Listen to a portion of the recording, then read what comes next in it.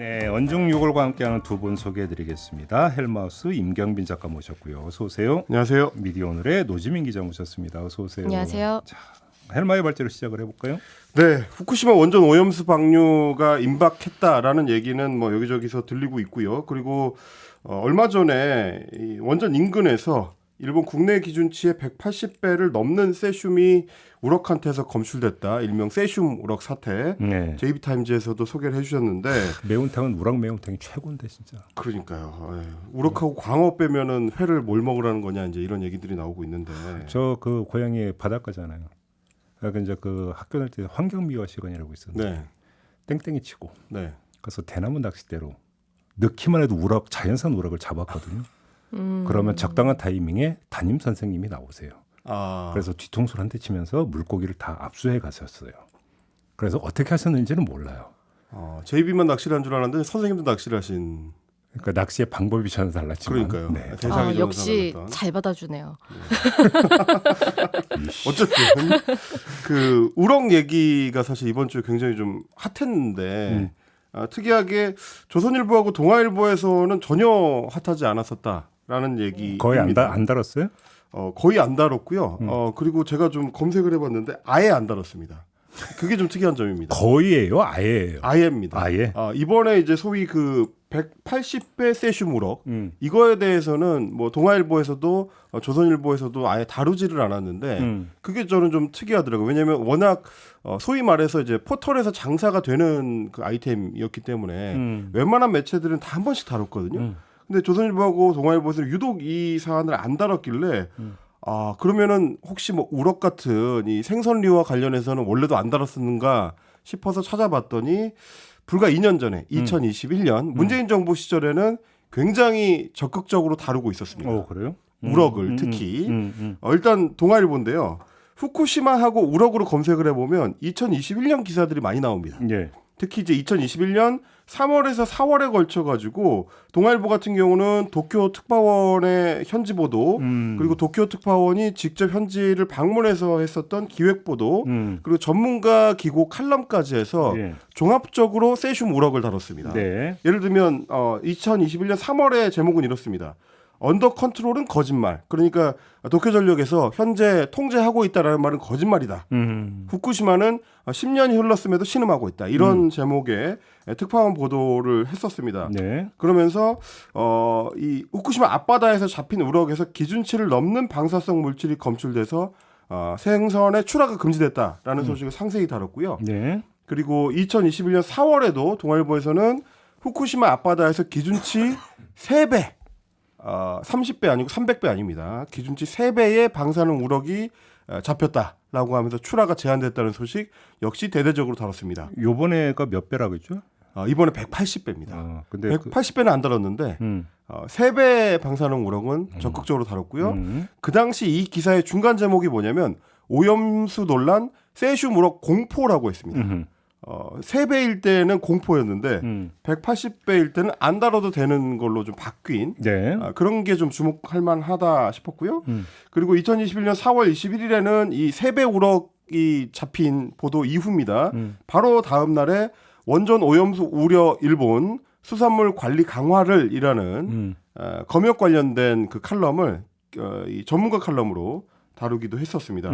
그때 뭐라고 했었냐면 관련 연구에 따르면 2013년 일본 원전의 방사능 오염수 유출 사고 이후 80% 이상의 국내 소비자들이 수산물 소비를 줄인 것으로 나타났다라고 하면서 검역 강화가 우리 수산물을 지키기 위해서도 필요하다는 이런 내용을 다룬 적이 있었습니다. 그러니까 좀 정리를 하면 이때의 어떤 경계 모드를 그대로 유지해서 이번에도 다뤘어야 되는데 그렇죠. 왜 안 다뤘냐? 이 문제 제기신 거죠. 그러니까 일단은 제가 주목했었던 거는 180배 우럭을 안 다룬 것도 그랬는데 전체적으로 지금 조선일보나 동아일보는 이번 이제 후쿠시마 원전의 오염수 방류와 관련해서 우려 목소리를 잘 다루지 않습니다. 그러니까 다룰 때는 주로 뭐 이재명 민주당 대표라든지 민주당 국회의원들이 우려 발언을 한 거를 야당의 반응으로 주로 다루고요. 대부분은 뭐 이번 그 우리 이제 후쿠시마 시찰단처럼 정부 입장을 적극적으로 반영하는 기사들이 더 많더라. 좀 이렇게 요약을 할 수가 있을 것 같습니다.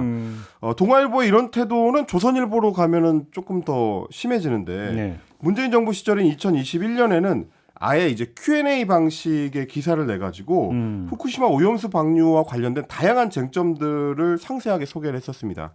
그리고 이제 전문가들의 우려도 거기에 적극적으로 담았는데 네. 제목 자체가 2021년 4월 역시 마찬가지로 이제 방사능 우럭이 잡혔다라고 하는 보도들이 나왔던 전후인데 그때 방사능 논란에도 일본 원전 오염수 방류 결정이라고 일본의 오염수 방류 결정을 비판하는 네. 내용을 담고 있습니다. 예. 그 당시 문제 삼았던 게 뭐냐? 후쿠시마 인근 해역에서 잡힌 우럭에게서 기준치의 무려 5배에 이르는 세슘이 검출됐다라는 문제였습니다. 그러면서 일본의 오염수 처리 능력에 의문이 제기되기도 했다라고 했습니다. 네. 5배 검출된 우럭에 대해서는 오염수 처리 능력 자체를 문제 삼았는데 180배 세슘 우럭에 대해서는 아예 보도를 안 하고 있는 2023년 보도 태도가 상당히 달라졌다라는 걸 알 수 있고요. 예. 그리고 그 당시에는 이 삼중수소에 대해서도 논조가 좀 달랐습니다. 이 정도 규모로 오염수가 방류된 적이 없어서 해양 생태계나 주변국에 대한 장기적인 영향을 불확실하다라고 삼중수소에 대해서도 상당히 적극적으로 우려의 목소리를 냈었습니다. 그런데 이제 똑같은 Q&A 방식의 기사를 2023년에 내면 어떻게 바뀌느냐?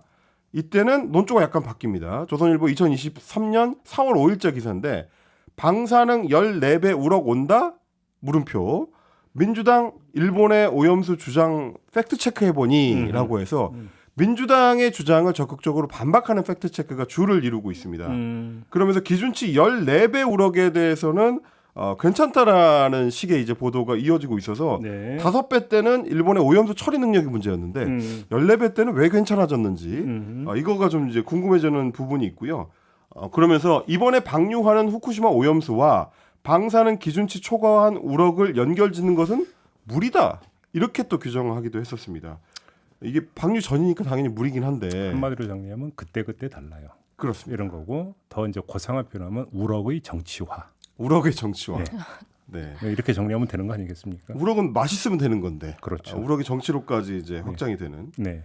그리고 저 요거는 하나 좀 짚고 싶었는데 서균열 서울대 원자핵공학과 명예교수 이분에 대해서 뭐 최근에 이제 여러 논란들이 있습니다만 TV조선에서 이 사안을 다루는 방식, 그러니까 조선일보에서 이 사안을 다루는 방식에 대해서는 한번 지적을 좀 해봐야 될 것 같습니다. 네. 서균열 교수 최근에 이제 오염수 방류 관련해서 문제 제기를 하는 선봉에 서 있는데 과거에 TV조선에 출연했을 당시의 발언을 조선일보가 꺼내와서 왜 과거하고 말이 바뀌었느냐라고 비판하는 보도를 했습니다. 예. 제목이 이렇습니다.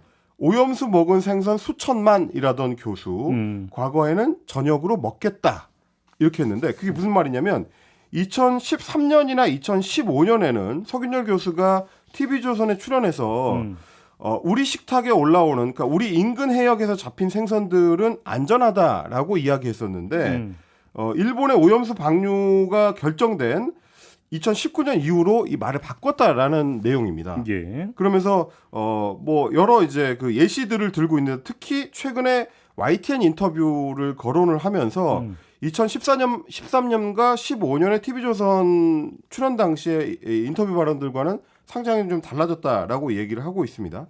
물론 이제 후쿠시마 원전이 폭발했었던 11년 그리고 그 직후였던 13년, 15년하고 해양 방류를 결정한 이후 30년 동안 해양 방류를 하겠다고 한 이후에는 뭐 교수의 어떤 태도가 좀 달라질 수도 있습니다만 그거랑은 별개로 제가 좀 주목한 거는 2021년 문재인 정부 때의 TV조선 보도입니다. 그때는 서균열 교수를 이때 이제 TV조선이 마찬가지로 출연을 시켰는데 지금하고 같은 내용의 발언을 하고 있습니다. 그러니까 오염수 방류 자체가 해양 생태계에 장기적으로 어떤 영향을 미칠지 확정적으로 얘기하기 어렵고 삼중수소 문제라든지 혹은 세슘이나 스트론튬 같은 추가적인 그 누출에 대해서 도쿄전력의 말을 충분히 신뢰할 수 있을 만큼의 자료 확보가 안 되고 있다. 이런 얘기를 하고 있거든요. 그러니까 2021년에 TV조선은 서균열 교수를 충분히 신뢰해서 메인 뉴스에 출연시키고 2021년 4월 13일 이날 보도에서 TV조선 메인 뉴스의 주요 그 내용들은 다 이제 문재인 정부의 오염수 방류에 대한 어떤 태도가 충분하지 못하다. 문제 제기가 이루어져야 된다라는 내용이었는데 2년 만에 상당히 바뀐 그리고 자신들의 과거를 잊은 듯한 보도 내용들 이거에 대해서 좀 지적을 하지 않을 수 없다. 이건 좀 갈라서 봐야 되겠네요. 지금 말씀하신 그 부분은 그렇다 치고, 네. 그러니까 뭐 먹겠다. 2013년 뭐 즈음에 어떤 이 발언. 그렇죠. 그러니까 최근에 석윤열 교수가 얘기했던 것은 뭐 해류 이런 것보다도 빠르면 5개월 만에 온다라고 그러니까 주장을 했잖아요. 그렇습니다. 그렇죠. 그리고 이런 어떤 뭐냐면 그 과학적 소신을 갖고 있다면 2013년 즈음에 이런 얘기를 하면 안 되는 거죠, 사실. 그렇죠. 좀 바뀐 거죠. 그렇죠. 네. 그럼 바뀐 거라고 분명히 좀 네. 봐야 되는 거 아닌가. 이런 말씀을 좀 드려야 될 것 같고. 알겠습니다. 근데 저는 더 근본적인 문제는 그러니까 2년 전에 그 잡힌 우럭에서 나온 방사능 수치가 그 기준치의 3배라는 거였잖아요. 근데 이번에 지금 우럭에서 나온 세슘 그 180배? 그렇죠. 자, 그러면 사실은 이게 이런 우럭이 지금 잡혔다가 중요한 게 아니라 그러면 원인이 뭐냐가 사실은 핵심적인 문제거든요. 아니 어떻게 180배가 나올 수가 있느냐. 그러니까 그래서 뭐 그 후쿠시마 원전 사태가 터진 직후에는 그렇다 치더라도 그 뒤에 그러니까 뭐 10년의 세월이 흘렀고 어느 정도 통제가 됐다면 그렇죠. 수치가 내려가야지 오히려 어떻게 더 올라갈 수 있느냐라고 하는 또 근본적인 문제가 있는데 저희도 인터뷰를 했습니다. 전문가 이제 하는 얘기가 이제 그 원전 바닥이 뚫렸을 가능성. 그래서 여기서 어떤 그 방사능 물질이 지금 지하수를 타고 지금 흘러갔을 가능성을 제기를 한 바가 그렇죠. 있어요. 그래서 지금 오염수 방류만이 문제가 아니라 지하수를 통해서 지금 방사성 물질이 지금 또 바다로 흘러갈 가능성들을 체크를 해야 되는데 이게 또 지금 논외다 이런 지적을 한 바가 있었는데 지금 180배 우럭이라고 하는 것들이 그것에 어떤 하나의 지금 사례가 되느냐 안 되느냐가 되게 중요한 문제거든요. 그렇죠. 사실 이 부분들이 이야기가 별로 안 되더라고요. 그러니까 말씀하신 그 대목을 동아일보의 2년 전 기사의 제목으로 되받아야 될 것 같은데 언더 컨트롤은 거짓말이 아니냐. 그러니까 도쿄전력을 지금 우리가 이제 신뢰할 수 있는 상황이냐에 대해서 이제 언론들이 조금 더 적극적으로 물어봐야 되는 거 아닌가. 뭐 그러니까 그런 생각이 듭니다. 도쿄 전력 쪽에서도 이제 바닥에 균열이 있다는 것을 인정한 걸로 제가 뉴스에서는 접했는데 그럼에도 불구하고 통제가 가능하다. 가능하다고 그다음에 얘기하고 있습니다. 지하수에 어떤 별 영향이 없다고 주장을 했는데 그러면 시간이 흘러갔음에도 불구하고 어떻게 180배의 어떤 세슘이 검출될 수 있느냐에 대해서 설명이 있어야 되는 거거든요. 지금 이게 없는 거잖아요. 저 사실 정부 여당에서도 이 점에 대해서 오히려 먼저 사실관계를 확인해서 알려줘야 되는 거죠. 그리고 그래서 그러니까 뭐 후쿠시마 앞에서 잡힌 세슘 범벅 우럭이 우리나라에 수입될 일이 없다고 치더라도 지금 중요한 것은 가장 기본적으로 지금 방사성 물질이 통제되고 있느냐가 지금 핵심 문제인데 네. 아니라는 어떤 하나의 지금 정황이 되는 건데 이 부분에 대해서 별로 얘기를 안 한다는 그러니까 이제 이 부분이 중요한 이유는 사실은 도쿄전력이 민간 회사고 그리고 지금 방류 결정을 한 오염수를 앞으로 30년 이상 통제해야 되는 주체이기 때문에 그 통제 주체가 국제사회나 혹은 일본 정부나 우리한테 정보를 충분히 주지 않거나 심지어는 속이고 있을 가능성에 대해서도 계속 염두에 둬야 되기 때문이거든요. 그러면 과연 오염수 방류가 안전하다고 하는 그 말은 믿을 수 있는 건가? 그리고 알프스 장비를 앞으로도 계속 그 상태로 유지할 수 있다. 지금 이제 주장하고 있는 만큼의 통제력을 가동할 수 있다는 거를 믿을 수 있는 거냐? 계속 또 신뢰의 문제로 돌아오는 거라서 그렇죠. 그거는 대질문들이 좀 들어가야 되는 거 아닌가 싶긴 합니다. 그러니까 지금까지는 오염수는 바다에 방류가 안 됐죠. 탱크에 다 담아놨으니까. 네. 그러니까 아직 오염수 방류는 시작이 안 됐음에도 불구하고 세슘이 180배 검출이 됐다는 것은 다른 경로로 지금 바다에 흘러가고 있다. 그렇죠. 그래서 지금 오염되고 있다라는 어떤 그 가설이 당연히 성립이 되는 거고 거기서 가장 유력한 게 지하수. 근데 지금 우리 뭐 국내적으로나 그 얘기는 지금 빠져 있는 거잖아요. 네. 반쪽짜리 지금 논란이 되고 있는 거라는 거죠. 사실은 따지고 듣고 본다면. 그것에 어떤 이게 이제 하나의 어떤 단서가 되는 거 아니냐. 요점을 좀 주목을 해야 되는데 그 세슘 범벅 우럭을 다루는 언론 보도에서도 그 얘기는 별로 없어서 그렇습니다. 드리는 질문, 그러니까 그 지적이다. 이렇게 좀 이해를 해주시면 좋을 것 같습니다. 자, 다음에는 노지민 기자의 발제로 넘어가 볼까요? 네, 이번 주에 정말 뭐 수신료 관련해 가지고 이렇게 뜨거웠던 적이 없는 것 같고 또 혼탁하기도 한 주였는데 뭐 많은 일이 있었죠. 뭐 우선은 월요일에 대통령실이 수신료 분리징수 위한 관계법령 개정을 유관 부처에 방안을 마련하라고 지시를 했고 바로 어제 이제 김희철 KBS 사장이 기자회견을 했는데 사장 차원에서 이렇게 나선 건 수신료 분리징수 이슈 불거지고 처음이었거든요. 그런데 그 자리에서 뭐 JB타임스에서도 소개를 해주셨듯이 수신료 분리징수 추진이 철회되는 즉시 저는 자리에서 물러나겠다 이렇게 밝힌 상황입니다. 그러니까 저는 그 대목을 보면서 저걸 어떤 의미로 이해를 해야 될까 했을 때 저는 그렇게 이해를 했거든요. 역공에 나섰구나. 네. 김희철 사장이 무슨 얘기냐면 그 얘기는 어떠한 어떤 180도 뒤집힌 화법인데 분리징수를 하려는 것은 사장 교체용이다. 라고 하는 것에 180도 뒤집어진 물구나무 논리다. 전 그렇게 이해를 했거든요. 그래서 어제 기자회견에서도 이게 어떤 의미냐, 뭐 정치권이 이렇게 의지를 가지고 하려는 그런 취지에서 나온 거라고 생각하느냐 이런 질문이 나오기도 했는데 사실 기자회견문에 그 내용이 담겨져 있었습니다. 뭐 조건부 사퇴 제안을 한 건데 뭐 그 앞서서 KBS는 지난 세월 정권이 바뀔 때마다 늘 외풍에 시달려왔다 이런 단서를 뒀기 때문에 이게 어떤 맥락에서 나온 발언인지에 대해서는 뭐 사실 복잡하게 해석을 할 만한 문제는 아닌 것 같다. 김희철 사장 생각이 드는 본인이 거죠. 전 네. 정부에서 임명된 이라고 하니까 본인이 또 밝혔잖아요. 네, 그렇죠. 그래서 또 이게 또 한편으로는 역공이라고 볼 수 있는 것들이 여권에서 요구해왔던 것들을 오히려 카드로 썼다 이런 해석이 나오는 게 있는데 뭐 윤석열 정부 출범한 직후부터 계속 뭐 국민의힘이라던가 뭐 입장을 비슷하게 가져가는 보수단체들이 공영방송 사장 물러나라, 김희철 사장 나가라 이런 이야기를 했잖아요. 그리고 실제로 어제 이제 김 사장 기자회견이 오전에 있었는데 오후에 KBS 이사 11명 중에서 4명 뭐 여권 몫으로 분류되고 있는 이사들이 기자회견을 했어요. 그런데 이 이사들도 여권 이사들도 다 같이 물러나자라고 했는데 좀 다른 차이점이 있었습니다. 김희철 사장 같은 경우는 분리징수 추진을 하는 게 나 때문이면 내가 물러나겠다, 철회하면 물러나겠다라고 했는데 이제 여권 이사들은 구차하게 조건 달지 말아라. 지금 조건 없이 다 같이 동반 사퇴하자 이러면서 그러니까. 네, 이것만이 KBS의 생존을 시도해 볼 수 있는 유일하게 남은 방안이다. 이 표현을 딱 썼거든요. 기자회견문에서. 그리고 또 뭐 그 KBS 내에서 여러 노동조합이 있는데 그 감사원에 KBS 관련해서 국민감사 청구하고 또 최근에 경영진 물러나라는 이야기를 많이 하는 곳이 KBS 노동조합이라는 곳이 있어요. 그게 이제 언론노조 네. 본부 말고. 네, 그렇죠. 언론노조의 그런 산하 본부로 돼 있는 곳이 아닌 다른 곳인데요. 여기에서 쭉 이야기를 했던 것이 예를 들어 뭐 지난달 성명을 낸 게 있었는데 현 경영진이 교체되면 굳이 수신료 분리징수를 할 수 없다는 게 저들이 달라는 명분이고 우리가 저들에게 줄 수 있는 필요 조건이다 이런 말을 하기도 했고 이 노조에 소속된 조합원 한 분이 지금 KBS 로비에서 농성을 하고 있는데 여기에 그 7일에 박성준, 윤두현, 홍석준 의원이 방문을 해서 지지를 하는 자리도 있었거든요.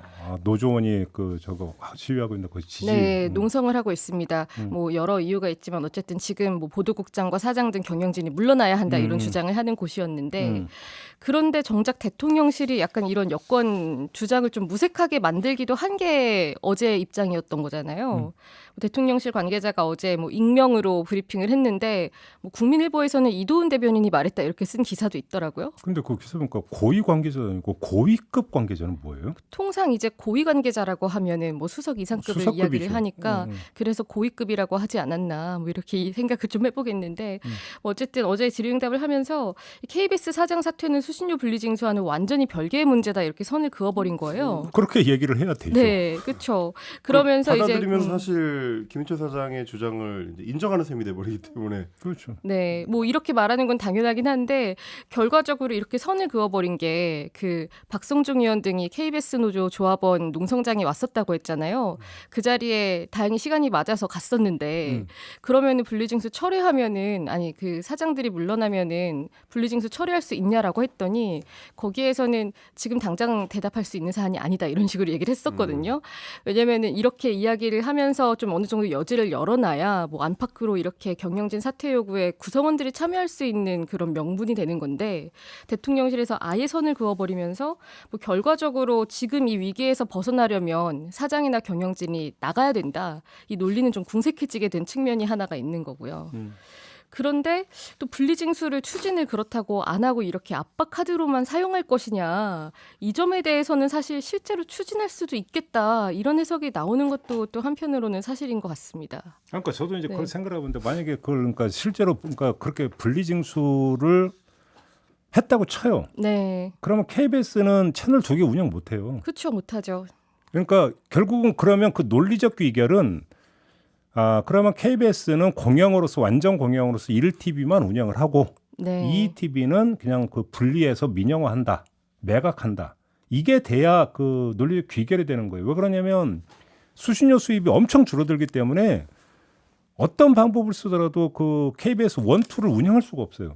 네. 그전에 이제 KBS에서 자체 조사를 했을 때는 뭐 만약에 수신료를 분리징수할 경우에는 40% 이하의 납부율이 이제 나온 적도 있었기 때문에 대신 아마 네. 요 시나리오는 있죠. 그러면 그러니까 분리징수 안 하는 대신에 KBS 일도 광고를 하게 해준다. 그러면 조중동이 가만히 있겠습니까? 그렇죠. 일단 이거저거 다 떠나서 광고 시장 사이즈가 그러니까 저기 파이가 더 줄어드는데. 그렇죠. 그래서 지금 그 수신료 관련해서 앞서 그런 분석도 전망도 나왔고 또 어제 같은 경우에 KBS 경영진이 밝힌 내용을 보면 작년 기준으로 6,200억 정도인데 수신료 순수입이라고 하는 거니까 분리징수하지 않고 통합징수를 했을 때 징수 비용을 뺀 순수입이 수신료가 6,200억 정도다. 그런데 이걸 지금 분리징수 방안으로 전환을 하게 되면은 한 1,000억대까지 떨어질 거라고 전망이 된다는 거죠. 그러니까. 네. 그러면은 지금 뭐 채널 한 개 운영은커녕 아예 KBS가 지금 체제에서 절대로 운영을 못하게 되는 그런 상황이 있을 수밖에 없는 건데 그런데 지금 대통령실이 수신료 분리징수 이유로 내걸고 있는 게 분리징수 문제랑 공정성을 연관을 하고 있는 거잖아요.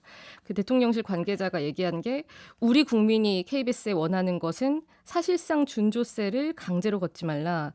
그리고 방송 특히 보도 분야에서 공정하게 해달라라는 건데 그럼 여기서 이야기해야 될 거는 그럼 과연 수신료를 분리징수하면 공정성이 해결되는 거냐라는 거잖아요. 근데 저는 네. 사실 그 발언 중에서 제일 이해가 안 되는 것 중에 하나가 준조세 형태로 돼 있는 수신료를 강제로 걷지 말라는 거였거든요. 네. 근데 이거를 정말로 준조세로 보고 강제로 걷지 말라고 하려면 그러면 조세가 아니니까 이제 걷어들여야 된다. 그러니까 이건 수신료를 받지 말아야 된다는 얘기와 거의 같은 얘기가 되는 건데 그리고 대부분 이제 국민 여론조사를 해봤을 때는 그런 주장을 하는 분들이 많고요. 그러면 공영방송이라는 것 자체가 유지가 안 되거든요. 그렇죠. 수신료를 거둘 필요가 없어진다는 얘기. 그러면 지금 바꿔야 되는 게 단순히 수신료 분리징수한 문제만이 아니라 KBS와 관련된 관련 법들 뭐 여러 가지들 방송법을 비롯해서 여러 가지들을 한꺼번에 다 뜯어 고쳐야 되는데 지금 대통령실은 그거에 대한 어떤 논의를 해온 과정도 아예 없었고. 아 근데 바로 그 지점인데요. 네. 법을 바꿀 이유도 없어요. 왜 그러냐면 지금 제가 알기로는 그 통합징수의 근거 법률 조항이 징수를 위탁할 수 있다. 네. 이렇게 되어 있는 걸로 알고 있는데 그렇죠. 위탁할 수 있다라는 표현은 위탁 안 해도 된다는 뜻도 함께 내포되어 있는 거예요. 강제 규정이 아니에요. 첫째. 그다음에 두 번째 한전이 통합징수를 해주는 것은 KBS와의 계약에 의해서 이루어지는 거예요. 그렇죠. 법에 한전을 해서 한전이 징수하도록 한다가 지금 돼 있는 게 아니라는 거예요. 그렇죠. 법적 근거는 징수를 위탁할 수 있다가 되어 있고 그 법률 조항에 의거해서 KBS는 수신료 징수를 한전에 위탁을 했고 네. 그래서 위탁 계약을 한 거예요. 그렇기 때문에 한전은 그냥 실무적으로 저희 저기 그 이제 그 징수했다는 그 수익이 한 400 몇십억 이쯤 된다면서요. 한전이 가져가는 게. 근데 한전의 전체 사이즈에 비하면 그렇게 큰 액수가 아니라는 거거든요. 그렇게 되면 저희 안 할래요. 다른 데 알아보세요 하면은 사실은 그 한전이 아니라 다른 데에 징수를 위탁할 수가 있는데 그러면 통합징수에 이제 의미가 없어지는 것뿐이죠. 왜냐하면 그렇죠. 전기료와 함께 징수하는 그렇죠. 어떤 그 통로가 막힌다라는 그런 거지. 그래서 한전이 명시되어 있고 이런 게 아니라는 거예요. 그렇기 때문에 엄밀하게 얘기하면 대통령실이 이거 나서서 권고하고 말 것도 없어요. 양자간의 네, 계약 관계죠. 다만 이렇게 위탁징수를 할 수 있다라는 것에 근거해서 위탁징수가 맞느냐라는 거에 대해 뭐 이제 뭐 헌재나 뭐 대법이나 뭐 이런 데서 판결을 내린 것들 있잖아요. 결정이다. 그래서 만약에 이게 추진이 실제로 됐을 때 법적인 문제들을 제기를 해서 뭐 다시 이 결정을 다시 되돌려놔라 뭐 이런 권고가 나올 수도 있겠죠. 결정이라던가. 근데 그 대법원의 어떤 그 저기 판결이나 이런 것도 위탁징수에 대해서 정당함을 인정을 한 그렇습니다. 거죠. 그러니까 한전이 네. 꼭 통합징수를 해야 된다는 정당성 인정한 게 아니라는 거예요. 네. 그러니까 법은 말할 것도 없고 시행령 손 안 대도 된다라는 거예요. 엄밀하게 얘기를 하면. 그냥 계약 만료해서 그러니까 계약 이제 종료 선언하면 끝난다는 거죠. 근데 이제 법령 개정이 필요하다는 얘기는 제가 왜 드린 거냐면 준조세 성격이고 강제를 걷지 말아달라는 게 국민들의 요구다라고 지금 대통령실이 답변을 한 거거든요. 근데 그 태도는 뭐냐면 이거는 준조세라서 강제로 걷는 것 자체가 문제고 국민들의 요구는 걷지 말라는 거기 때문에 그렇게 되면 수신료를 걷는 것 자체가 문제라는 얘기로 연결이 됩니다. 그렇게 그러면 연결될 수 마찬가지로 그러니까 위탁을 하고 말고 이전에 애초에 수신료를 강제로 걷는 게 문제라면 법을 고쳐야 돼요. 지금 대통령실의 말 그대로 받자면 그리고 반대로 또 뒤집어서 수신료를 걷는 게 정당하다고 대통령실에서 이야기를 할 거면 가장 효율적인 방식은 한전을 통해서 통합징수를 하는 건데 그럼 다른 대안은 뭐가 있느냐를 대통령실에 제시를 해야 되거든요. 그렇지 않을 거라면 지금 이 모든 소동이 결국 뭘 위한 거냐는 질문 앞에 설 수밖에 없습니다. 엄밀하게 얘기를 하면 이런 거죠. 수신료를 징수하는 것은 법률적 근거가 반드시 필요해요. 그렇죠. 왜 그러냐면 말 그대로 준조세이기 그렇습니다. 때문에. 그거는 그러니까 수신료를 징수한다는 것은 법률적 근거가 분명히 필요한데 수신료를 전기료에 통합해서 징수한다라고 하는 것은 선택지라는 거예요. 그렇죠. 제가 말씀을 드리는 것은. 그런데 그에 앞서서 있었던 뭐 수신료는 특별부담금이고 이런 성격이라거나 수신료를 징수하는 것의 정당성을 인정하는 그런 결정들이나 뭐 판단을 보면은 어쨌든 이건 보편적으로 국민들에게 시청자들에게 거둬야 되는 성격의 것이다. 그러면서 지금의 방식이 합당하다라고 한 거기 때문에 사실 뭐 한전이 하지 않으면 그러면 이 취지를 살려서 어떻게 할 건지를 대책을 같이 마련을 해야죠. 의미가 네. 없는 거예요. 그러니까 제 얘기는 무슨 얘기냐면 법률적 해석만 놓고 보면 네. 한전이 우리 더 이상 계약 안 해. 연장 안 해. 끝에는 KBS가 자기들이 직원을 채용을 해서 징수원을 두든지 옛날에 그러니까 그런 적이 있었거든요. 네. 아니면 어떤 업체를 선정해서 그러니까 징수를 위탁 계약을 하거나 이렇게 하는 것밖에 그렇습니다. 없는데 이때는 전기료에 통합해서 징수하는 게 아니라 일일이 집 찾아다니면서 수신료 주세요 해야 그렇습니다. 되는 거죠. 징수원들이 있었죠. 네. 그러면 어떻게 되냐면 이제 징수율이 확 떨어진다 이 얘기가 되는 거죠. 그래서 사실 지금 대통령실이 단순 여론전을 하고 있다고 보는 건데 그 여론전이에요, 100%. 그렇습니다. 결국 이게 실제로 분리징수를 하게 되면 발생할 문제들은 지금 마치 이제 국민들한테 대통령실이 설명할 때는 더 이상 분리징수하면 수신료를 안 내도 되는 것처럼 비춰 보여지게 이야기를 하지만 실제로는 훨씬 더 복잡한 문제들 징수원이 돌아다니면서 각 가정을 방문해서 NHK처럼 쫓고 쫓기는 이제 징수 전쟁이 벌어지게 될 것이다라는 이야기를 사실상 하지 않거나 혹은 결국 이게 일종의 이제 카드로 활용될 뿐이지 실제로 그럴 생각은 없다는 거를 이제 내심 품고 있는 그런 이면이 있는 것처럼 보여지기 때문에 지금 이게 전혀 건강한 논쟁으로 가고 있지 못하다는 겁니다. 그리고 아까 JB타임에서 잠깐 얘기를 했는데 그 한전하고의 그 위탁 계약이 3년 단위로 이루어지는 갱신이 네. 되는데 지금 그 계약 기간이 내년 말이에요. 끝나는 게. 네. 그러니까 만약에 중간에 지금 해버리면은 한전이 계약 위반이 돼버려요. 그렇죠. 계약 위반이 돼서 위약금을 내야 돼요. 그래서 이제 작년 8월에 이미 한전이 법무 검토했다라는 거잖아요. 법무법인에 의뢰를 해서. 그러면 지금 그 계약 파기에 따른 위약금 내야 된다라는 지금 답변이 왔다라는 거잖아요. 그렇죠. 그러니까 어차피 내년 말까지는 그냥 가야 돼요. 네. 그러면 왜 지금 이걸 얘기를 이제 꺼내느냐라는 거. 왜 지금 꺼내느냐라는 근데 이제 거예요. 내년 말까지 기다리게 되면 김은철 사장의 임기도 내년까지기 때문에 아니, 그러니까 제 말이 그거예요. 의미 없는 그러니까 얘기가 이거는 됩니다. 그래서 실무 행정적 차원의 접근이 아니라는 거예요. 정치적 그렇습니다. 접근인 거지. 정치적 접근. 타이밍을 궁극적으로 놓고 보면. 그런 부분을 이야기할 수밖에 없는데 또 한편에서는 이렇게 분리징수를 정말 안 하는 게 아니고 할 게 아니고 여론전만 하기 위한 것이다라고 생각을 하고 KBS가 초기에 대응을 해왔기에 지금 이렇게 뭐 속수무책이다라는 지적도 있는 거고 그리고 또 한편으로는 지금 이렇게 KBS가 수신료 관련해서 이야기를 할 때 뭐 계속 공정성에 대한 이야기를 여권에서 하는 거를 또 짚어봐야 될 필요가 있는 거거든요. 지금 만약에 아까 이렇게 쭉 말한 것처럼 분리징수를 정말로 한다고 쳐서 만약에 재정적으로 어려워지면 뭐 사실 KBS가 지금 뭐 광고에서 경쟁력이 있는 것도 아니고 뭐 다른 TV 외에 콘텐츠로 경쟁력이 있는 것도 아니고 정부 지원한테 이렇게 손을 빌릴 수밖에 없는 거거든요. 뭐 그렇게 되면은 공정성이라는 것 자체가 애초에 뭐 추진이 될 수 없는 뭐 시행을 하기 위해서 무언가를 만들 수 없는 그런 구조가 돼버리는 거고 그리고 뭐 공정성의 뭐 기준이나 뭐 개념 정립에 대해서는 뭐 굉장히 책상머리에 앉아서 하는 것 같은 이야기일 수 있겠지만 뭐 예를 들어서 BBC 같은 경우도 뭐 공정성에 대해서 이야기를 하는 게 금기어처럼 된 게 아니라 실질적으로 공정성을 판단을 하려면 뭐 외부 전문가를 BBC에서 위촉을 해서 뭐 용역을 해서 연구를 하고 뭐 여러 사람의 주체의 이야기들을 들어서 뭐 객관적인 그런 근거들을 기준으로 판단을 해서 이걸 평가를 한단 말이에요.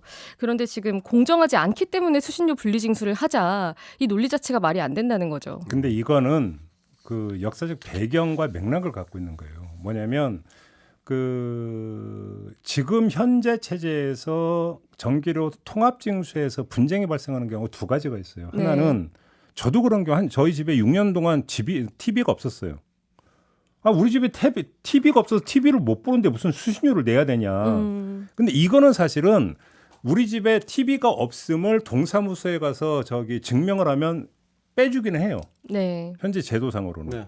두 번째는 뭐냐면 난 KBS 안 봐. 맞아요. 이거거든요. 네. 내가 안 보는 KBS인데 왜 내가 수신료를 왜 내는데 요게 있어요. 근데 이게 뭐냐면 공정성을 거는 게 뭐냐면 전두환 정권 때 땡전 뉴스가 하니까 KBS 수신료 납부 거부 운동을 했어요. 네, 근데 수신료 납부 거부 운동의 주된 논과 근거가 뭐냐면 땡전 뉴스였던 거죠. 그렇죠. 이렇게 정권에 아부하는 어용 방송을 내가 안 보는데 내가 수신료를 왜 내느냐.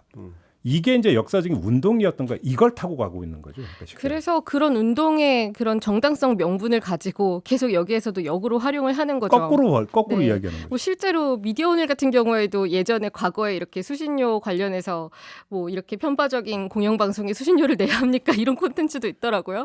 근데 지금 봤잖아요. 이렇게 공정성을 걸고 수신료 이야기를 하는 게 아무 의미가 없다는 걸 역사적으로 이미 경험을 했기 때문에 이 방법은 아니라는 걸 모두가 알고 있는데 이렇게 계속 공정성이라는 걸 가지고 분리징수를 이야기하는 의도가 뭔지 그래서 투명한 거죠. 그래서 제가 볼 때는 좀 중간 정리를 하면 지금 그 수신료가 쟁점이 아니라 네. 왜 수신료를 가지고 이 타이밍에 저는 사장 교체만 있는 게 아니라고 보거든요. 이사진 교체도 같이 꾀하고 있다고 보는데. 지금 이사진 같은 경우는 내년 8월까지가 또 임기이니까. 그러니까 이미 현 여권 추천 이사들이 딱 요 얘기하니까 우리 동반 퇴진하자 이런 거 주장 나왔었다면서요. 그런데 우리만 먼저 퇴진하겠다가 아니고 모든 이사들이 그러니까. 다 퇴진하자라는 게 포인트인 거죠. 우리 같이 동반 퇴진하자. 그러니까 수신료 징수를 가지고 사장과 이사진을 교체하려고 하는 게 지금 그러니까 가장 기본적인 그 궁극적인 목표인데 왜 이 타이밍에 꺼내 들었느냐가 사실은 중요한 거죠. 어찌 본다면 본질적인 문제는 왜 이 타이밍이냐. 지금 이것이. 우선 이 이야기가 지금 대통령실이 계속 분리징수에 대해서 입장을 낼 것이다 말 것이다 하면서 시간을 끌어온 게 한 달 정도 지난 상태였고 한 달이 넘었죠. 이제 거의 2달째가 돼가는 상황이었는데 뭔가 이런 공영방송 관련해서 뭐 거버넌스 연관될 수 있는 것들이 한상혁 위원장 면직된 이후로 굉장히 빠르게 진행이 되고 있고 그리고 이제 내년 총선이 있잖아요. 4월에. 그런데 총선 전에는 KBS 관련해서 아무것도 바꿀 수가 없죠. 더 구체적으로는 제가 까놓고 말씀드리면 왜 MBC보다 KBS가 먼저냐라는 거예요. KBS에서 더 많은 걸 바꿀 수 있죠. 네. 그러니까 KBS가 치기가 더 용이하다. 네, 그렇죠. 음. 바로 그 대목일 것 같은데. 그러니까 사실은 저는 왜 수신료냐도 굉장히 좀 흥미로운 대목인데, 뭐 이게 이제 단순히 연결할 수는 없습니다만은 우리가 언중유고를 통해서 경험적으로 봤을 때 TBS 사례를 떠올리지 않을 수가 없습니다. 그러니까 그때도 거의 똑같은 구조로 역시 마찬가지로 공정성 논란이 있었고요. 그때는 물론 이제 뭐 사장도 사장이지만 이 진행자, 특정 프로그램 진행자, 뉴스공장의 이제 김어준 진행자를 대상으로 해가지고 공정성 문제를 제기를 꾸준히 했었고, 그래서 TBS 내부에서 처음에 나왔었던 얘기는 거의 지금 김희철 사장과 비슷합니다. 그러면 김어준이 그만두면 TBS의 예산 확보에 있어서 협조해 줄 수 있느냐, 서울시의회나 혹은 서울시청 쪽에서. 근데 결국은 TBS가 밀려서 최근에는 거의 언론의 주목을 못 받고 있습니다만 사실상 뭐 내부 혁신 움직임이라고 해가지고 거의 반성문을 쓰고 있는 수준이거든요. 그쵸. 앞으로는 이제 패널 선정에 있어서도 공정성을 기하겠습니다. 뭐 내부에서 이제 검토할 수 있는 기관을 만들겠습니다. 이런 얘기들이 나올 정도로 과거의 TBS는 매우 편향돼 있었고 그거를 구조적으로 바꾸기 위해서 구성원들이 앞으로는 이런 노력을 해나가겠습니다. 라는 거의 제가 봤을 땐 거의 반성문에 가까운 그런 거를 내부 구성원들이 지금 쓰고 있는 상황이고요. 사장을 비롯해서 이사진도 대부분 지금 교체된 상태고 진행자들은 물론이고 심지어 패널들도 다 이제 출연을 거의 못 하고 있는 그런 상황으로 치닫고 있는 건데 어쩌면 KBS에 대해서 요구하는 것도 대통령실에서 뭐 이건 이제 내심이니까 짐작할 수밖에 없습니다만 김은철 사장 개인의 사퇴를 넘어서서 그리고 이사진 교체를 넘어서서 아예 TBS처럼 체질 개선을 요구하는 것까지도 나아갈 수 있는 것 아닌가 그런 생각을 하게 되는 거죠. 그게 결국 예산과 연결이 돼 있다는. 그러니까 왜 이 타명을 제가 말씀을 드리는 게 이걸 보세요. 제가 감사원이 감사를 했어요. KBS에 네. 대해서. 그러는데 큰 문제 없음이라는 결론이 나왔어요. 그죠? 네. 그리고 나서 지금 분리징수안이 나온 거예요. 그러니까 이 그 순서를 놓고 본다면 감사원 감사에서 뭐가 걸렸다면 분리징수안은 안 나왔거나 뒤로 밀릴 수도 있다는 얘기가 되는 거죠. 그러니까 감사원 감사에서 뭐가 걸리지 않았기 때문에 지금 분리징수안이 나온 것이라고 봐야 되는 거고, 두 번째, 왜 MBC가 아니라 KBS가 먼저냐라고 하는 제가 먼저 질문을 던졌는데 그거의 답은 이걸 거예요.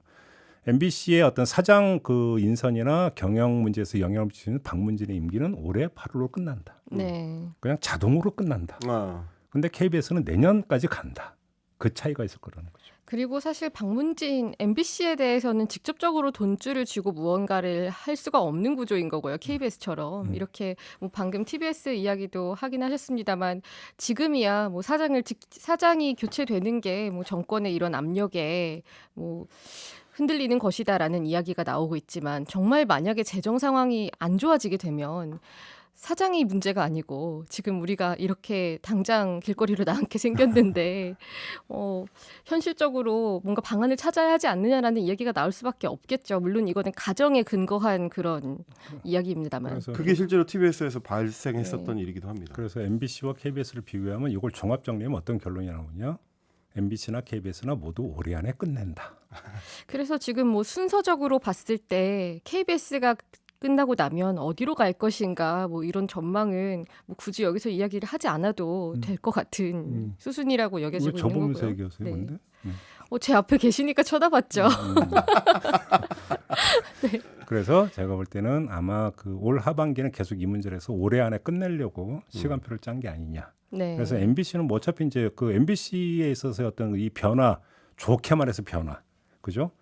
뭐 이제 그 장악, 이것의 어떤 터닝 포인트는 결국은 박문진 교체라고 봐야 되는 것이기 때문에 그럼 어차피 8월이라면, 근데 KBS는 그때까지 기다릴 수가 없기 때문에 지금 그러면 결국은 이사진 교체가 기점이 되면 경영의 문제를 삼고 사장 교체라고 하고, 사장 교체라고 하면 사장이 인사권을 행사하면 본부장, 국장 인사권을 행사를 하고, 그 본부장, 국장의 어떤 그 교체가 이루어지면 제작진 교체가 이루어져서 프로그램 내용 변경은 자동으로 이루어지고 요 수순으로 가는 것이기 때문에 그 점에서 의미심장한 게 그 어제 여권이사들 기자회견이 있었다고 했잖아요. 그 자리에서 또 함께 취재한 기자들한테 나눠준 게 그 라디오 출연진 패널들 성향을 분류한 그런 표가 있었잖아요. 아, 그 표. 네, 그게 또 한 번 다시 배포가 되더라고요. KBS 여권 이사진이 네, 이사진 기자회견을 하는 자리에 굉장히 이제 많은 분들이 오셨는데 뭐 거기에서 이렇게 나눠준 것들 중에 그런 자리가 있었고 또 실제로 그 여권 이사 중에 한 분은 지속적으로 뭐 이사회라던가 어제 기자회견 같은 그런 자리가 있으면, 마이크가 있는 자리가 있으면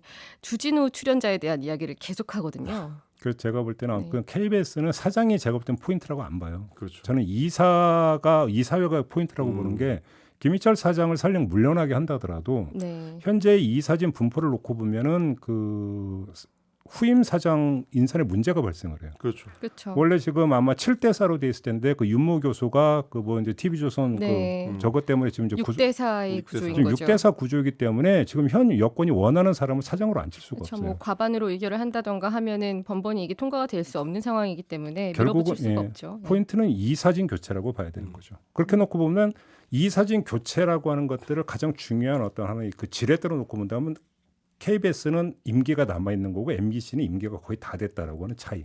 그래서 지금 KBS에 대해서 직접적으로 뭔가가 나오는 이유는 여기에 있다. MBC는 손안대도 8월이면 끝난다. 요 차이가 있다. 이렇게 보면 될 거라는 것이죠. 그렇죠. 그리고 또 이건 조금 다른 결이긴 하지만 공영방송에 들어가는 TV 수신료를 이야기하는 건데 EBS는 이야기가 안 되고 있단 바로 말이죠. 그 점이죠. 그러니까 지금 EBS가 지금 그 저기 파편 맞고 있는 거거든요. 네. 이게. 왜냐하면 수신료를 징수하면 그 가운데 일정 비율을 EBS에 또 그 떼어주게 되어 있어요. 그렇죠. 근데 지금 비율상으로 사실 EBS가 받는 게 한 3% 정도고 뭐 수신료 재원이 뭐 전체의 6% 정도라고 하는데 지금 EBS를 얘기하면 사실 수신료를 오히려 올리자고 이야기를 할 수 있는 근거도 될 수 있는 거거든요. 그렇죠. 뭐 배분하는 그 비율을 조정을 한다던가. 근데 네. 그러니까 현 정권 또 EBS도 어차피 EBS 지금 이사장 문제를 그러니까 건 적이 그렇죠. 있었잖아요. 네. 그래서 EBS 입장에서는 뭐 최대한 여기에 뭐 입장을 낸다거나 대응을 하지 않고 있는 태도를 보이고 있는 건데 지금 KBS 수신료 이런 식으로 이야기가 되고 있잖아요. 우리나라에는 있지도 않은 그런 수신료에 대한 이야기를 언론도 이렇게 제목에 박아서 쓰고 있다는 게 참 안타깝습니다. 알겠습니다. 아무튼 그래서 초점을 이사회가 어떻게 되는지 한번 좀 그 초점을 맞춰서 보실 필요가 있다. 이런 말씀을 드리고 왜 이 타이밍이냐? 이것도 좀 잘 볼 필요가 있을 것이다. 이런 말씀을 좀 드리겠습니다. 자, 언중요걸 오늘은 이렇게 좀 마무리할까요? 두 분 못다한 말씀 혹시 있으신가요? 없습니다. 다음 주에 하겠습니다. 그래요? 왠지 할 것 같기도 합니다. 네. 그래요? 네, 알겠습니다. 다음 주를 기대하면서 오늘 언중요걸은 모두 마무리하겠습니다. 두 분 수고하셨고요. 저도 함께 물러가겠습니다. 고맙습니다. 고맙습니다. 고맙습니다.